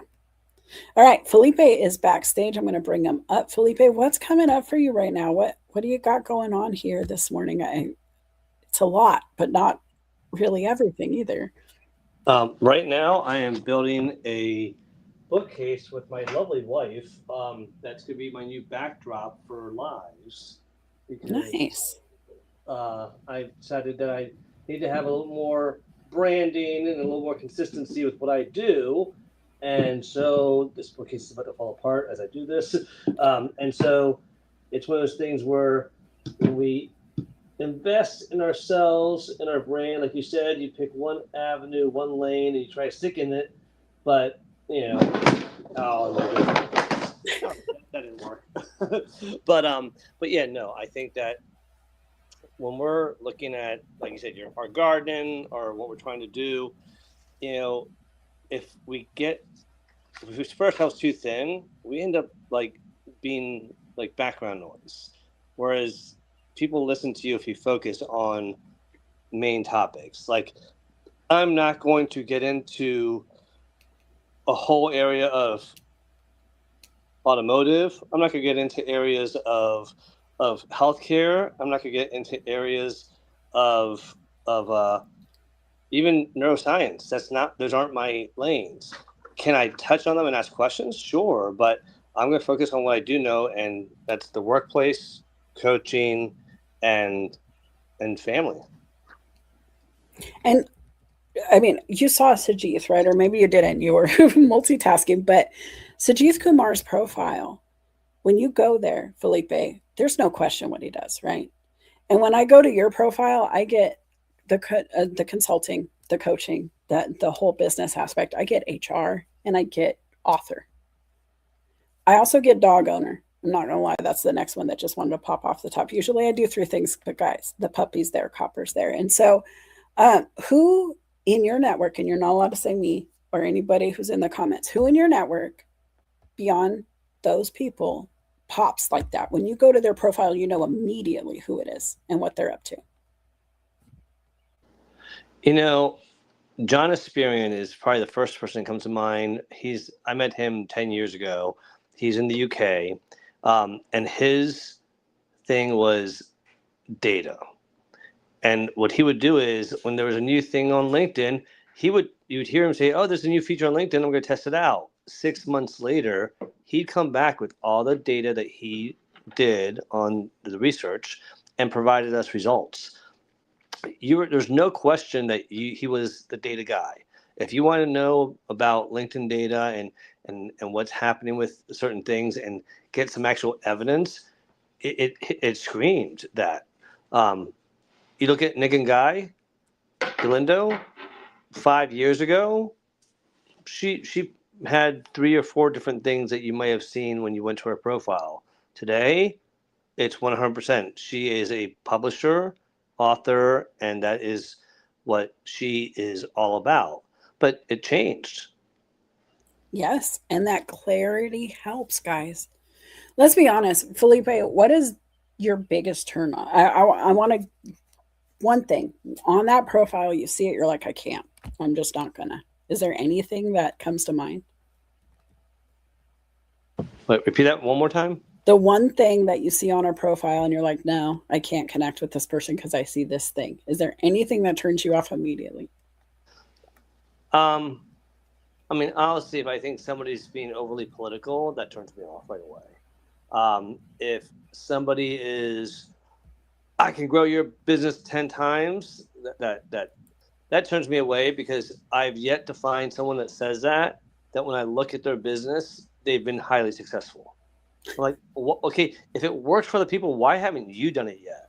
So there's just those scams, those overly political ones that turn me off. As a recruiter, what turns me off? Incomplete and inactive profile. I don't care if you're posting, but have your profile up to date and accurate and match what's on your resume, because a digital resume is the way of the future. And whether it's on LinkedIn or somewhere else, that's the way people validate and verify you. 100%. Especially with Lauren's comment about verification. Look, when I verify myself, a lot of people are like, oh, I don't want to get my license. I'm like, you know what? I want people to know who I am. And if I ever get hacked, I want LinkedIn to know that I've already been verified and they know this is my account, not anybody else's. That right there, guys. If you're growing on LinkedIn, you're going to be a target. That's just what it is. People want to take your account and just take it over because they can do nefarious things. If they pretend to be me, if they get access to my account and they message Felipe and I'm like, Felipe, I need $500 immediately right now. Help me out, bud. If I send that to Felipe, I'm pretty sure like he's not going to say no. I'm not going to say yes. I don't know. But at the same time, that's how they get you, right? They hack into grandma's Facebook account and then grandma goes, oh, honey, I don't have groceries. Send me money. And grandma's fine. Grandma just lost her email password. That's all it is. But it happens. And if you're verified, you can tell LinkedIn, hey, I've lost access to my account. Same with Facebook and Instagram, guys. It's the way of the future because it's paid security. Like some of them charge you to do it. LinkedIn doesn't, which is great. Again, it's a free platform. Yes, they're going to have your data. Shocker, you're on the internet. We all have all the data. There's not much hidden on the internet these days, guys, unless you're actually in a secure environment on purpose and you're intentionally blocking your data at all times. Nefarious things can happen here. It's a bad playground for bad people to be on, and it's a great place for great people to be on. And so you have to protect yourself. But I love those insights because, and I want to hear from you guys too. What is that thing on a profile that turns you off? I will tell you, for me, I go right to your comments. I don't care about your post. I mean, I want to see your posting because why am I going to connect with you if you're not showing me something? If you're not feeding me, then I'm feeding you. And if you're not commenting, or if you're commenting negatively, I don't want to take what you're feeding me, right? So I will go to your comments and see how you behave. And if you're giving wonderful insights, if you're thanking people, if you're doing nice things, that's wonderful. If you come in and tell people terrible things about themselves, or, hey, this post is inappropriate, or you're out here being a hall monitor without a badge, you're not my friend. I don't want to be. I won't engage with you. If you want to have a show where you're giving feedback and you're doing it yourself and you're giving like I am, cool. But if it's in the comments on other people's posts and you're just tearing people down, if you're negative, if it's all, this is woe is me, the woe is the world, everything, the sky is falling, my name is Chicken, I am little, I'm done. I just can't do it. And so comments are the place where I go first. I like to see the pictures you post and see if they grab my attention. If they're all going to be contrary to things that stimulate my brain, I'm probably not going to go there. If I can tell it's fully AI generated all the time and there's no you, I can do that myself. I have the subscription too. And so I think for me, it's, are you you? And are you a person I'd want to sit next to in the room? If I had to summarize exactly what I just said to you. Christine says, I use the carousel features for my background on my profile. It shows me presenting, it shows me at networking events, et cetera, et cetera. It's a great way to tell your story on your profile. And I love you brought that up because if you're multifaceted like Felipe, you go not just to your profile, guys, but on the premium, you can also do banners. And so, Felipe, can I pick on you? Can we go there? Go ahead. Okay, I'm going to go. What stopped you in the past from picking on me? I will, when you sign up for the Careers Chaos coaching, that's. I just wanted to say, Michelle's right. Say hi. But stop interrupting me. Hi. Hi, Michelle. No, I gotta say, I liked picking on you, but I have a standing opportunity to do so on Careers Chaos Coaching here on the show. I offer a safe space for all listeners, even you. When do I get to pick on you, though? Never. I didn't say you could. Okay, so here's Felipe's profile. But this is why he can't pick on me, is because I highlight him. And what I love, though, is his banner. Do you see this, guys? He has numerous shows. There's me. He has a ton of stuff he's doing. And so to be able to learn Felipe, this is the spot we go. And Felipe, you should fix that first one. It crops your head just too much. But Felipe's 5, the Workplace Wellness Hour, which is one of my favorite shows beyond my own that I'm part of. the Careers Chaos and Coaching, which is my second favorite show. And then, of course, he does Future Ready Voices. You see his pillars. It's HR coaching, HR stuff. You look at his featured, look at the post, guys. He's got a ton of stuff. And I always like to just go right to show all because I like the layout a little bit better. And then I get almost like an Instagram version of his LinkedIn. I get to see a quick snapshot, little byline, little bit of what's going on. Hey, I know who that is. I want to bring her on this stage right here because that's Michelle. That's my partner in crime for picking on Felipe. Woohoo. But guys, you get to meet his wife, his family, his things. You get to see me support the post because I didn't see it before. But these are the tools that I would use if I were you, right? This is the stuff that I want to learn about Felipe. This is the stuff where he's highlighting his events. And if I want to know who Felipe is, here's the comments. He's definitely talking about his book this week, which is cool. I have the book, by the way. He's commenting on this live event. That's awesome. 1 year later. And guys, he's not paying me to do this. He didn't even know I was going to do this. I'm just picking on him because he came up. But when I look at Felipe, I know what he's focused on right now. Right? He's focused on his friend's show. He's focused on his book. He's focused on sharing his, wow, you're really focused on my show today. But isn't that cool? If you want to go meet Felipe, you want to engage with Felipe, this is the fastest way to stalk him and figure out where he's hanging out. What do you think about this, Felipe? Is there anything from my perspective now that I'm looking at your profile that you're like, oh, I need to fix this. Maybe I want this to change. Do you love it? You know, I do. You know, there's one thing that I need to update, and that's one thing that's a good lesson for all of us is don't set it and forget it. Look at your profile and review it like once every couple months because I need to update the Workplace Wellness Hour. Ashley Llewellyn has moved on to do other things. She's still supported the show, but I need to change that one banner to be Simone and I again for right now. Okay, and that one needs to drop down. Yeah. But also, I love this right here. Have you noticed this before? Because as I scroll, guys, oh, it should be static. Dang it, LinkedIn. Somebody tag LinkedIn and tell them this should not move. As I'm scrolling, I want that banner to stay there so I can still see your title as I'm looking at your About section. Do you think you're sharing your screen, by the way? Or are you? Because I don't see it on Restream. Yeah, it says I'm sharing. Can you guys see it? Oh, no. Let me look on LinkedIn and see. Hold on. No, stop talking. I see it. I'm not. Hold on. Let me see. Am I? What is happening here? Oh, man. Guys, can you see it? Tell me what you see. Oh, there it is. I had an overlay on. That's my problem. Okay. So on your profile, guys, here, what I was looking at Felipe's, he just needs to crop some of these photos down a little bit, but I love this banner that's rotating. So sorry I wasn't sharing that whole time. I feel silly.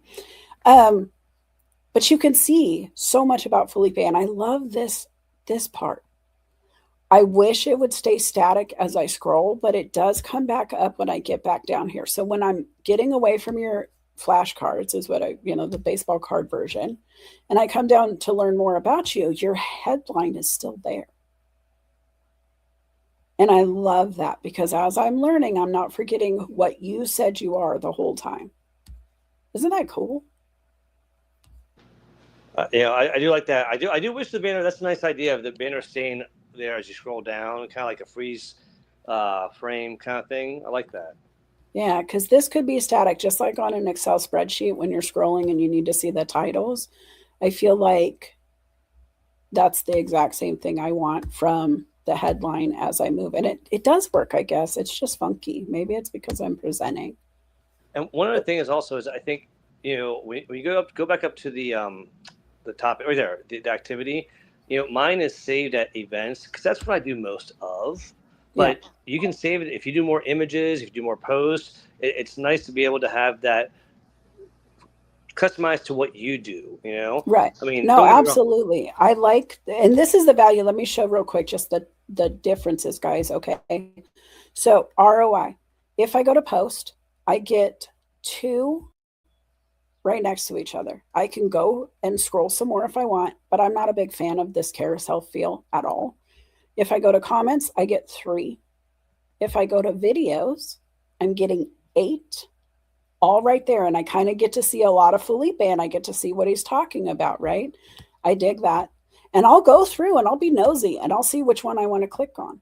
If I look at images, I can tell Felipe likes to use marketing in image format more than others. If you want to connect with who Felipe is as a human, I'm probably going to go to his videos, not his images. And that's just feedback for you, Felipe. Like there's a vibe I'm seeing, right?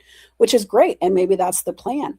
Then I have the articles, just like Sajith Kumar had. He's very focused on workplace. He's very in his craft when he's doing articles. The events, he can tell me flat out who's here and why. I can tell how many people are even showing up, which is fun. Maybe the event didn't stream well, but wow, this one right here, 346 views, that was huge. Look at us, we had 498 views on this one, right?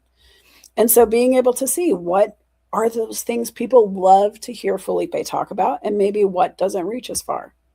You can't, it's just a grain of salt data, guys. This is not perfection. But these are things that I would assess as I'm going through, and then his documents. That is very relevant for topics in HR right now. If I'm recruiting in HR, this is something that I would love to see shared. I can quickly filter through this, which I love from LinkedIn, tell them on the UX side that I love what they're trying to accomplish here.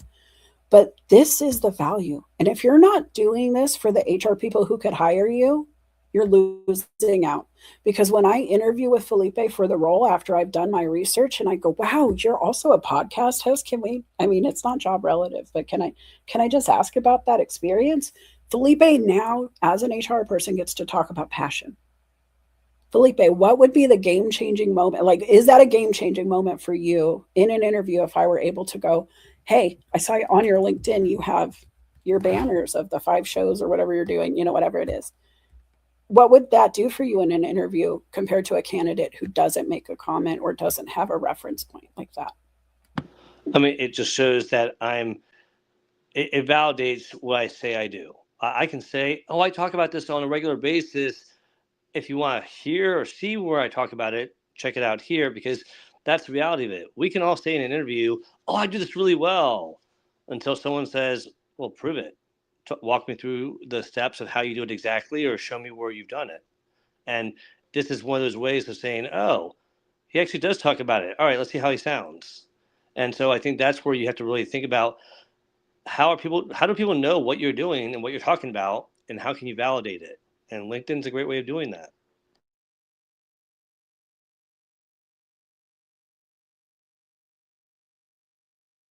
I started moving my screen around. I was like, oh no.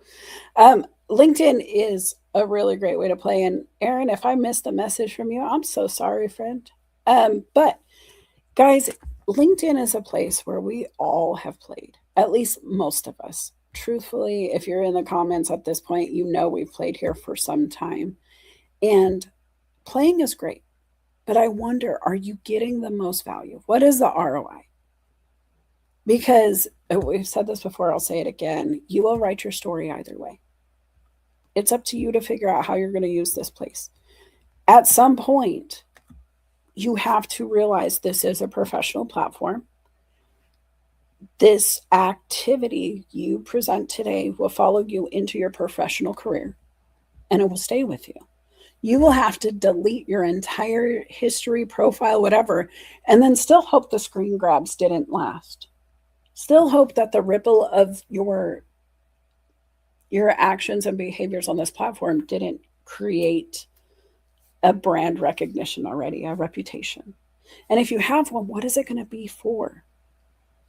What is the focus? If I had to walk into a room with you guys and we played a networking game, which I love doing when I'm doing training on this, right? Teaching people how to network more efficiently, how to learn how to communicate with new businesses, and just really get the know, like, trust down. If I had to present any of you that have been in the comments today, I could. I could absolutely talk about pillars of your brand and explain to people what you do. There are some of you that would be a little harder to articulate, but because I know you so well personally, I've talked to you, I've seen what you do here. I would figure it out and brand and market for you. But there are brands that could tighten up on LinkedIn. I am one of them, even. If you want to get really successful on LinkedIn very quickly, you do niche down. You have one thing you do and you only offer that thing. If you want to be a great photographer today and really get a perfect business started, you tell them you do senior pictures, you do weddings, you do headshots for professional platforms, and you only do one of those things.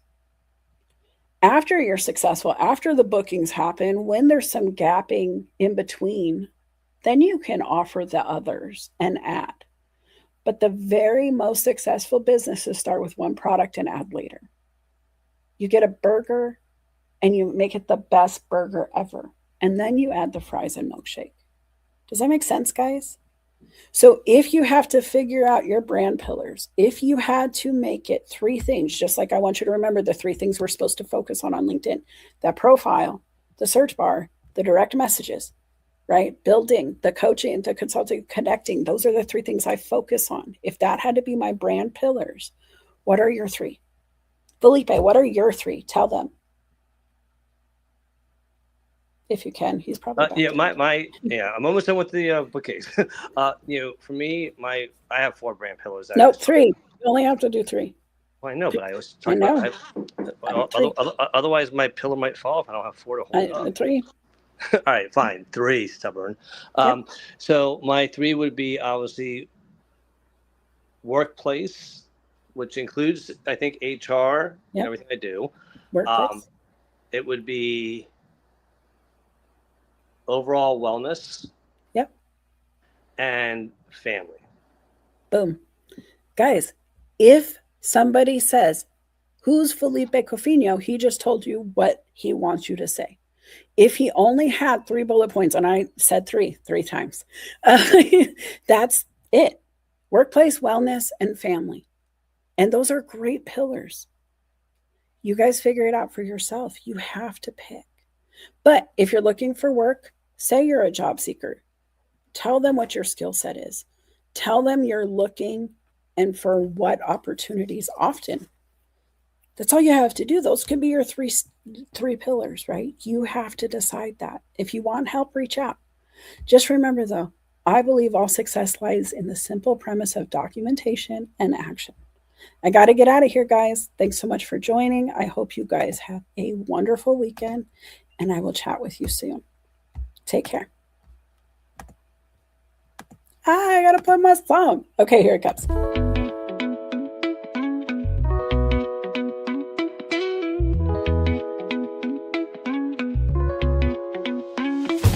Sunlight creeps through my window pane. Dreams of stars, now a faint refrain. Coffee brews and thoughts collide in this early morning ride. Wake up world, let's start the day. Insight flows in a bright array. Questions dance like morning dew. In this space, it's me and you. Coffee chats with Melissa. Every cup is a whisper. Conversations open door. Spilling thoughts forevermore. Ideas bubble crisp and bright. Words take flight in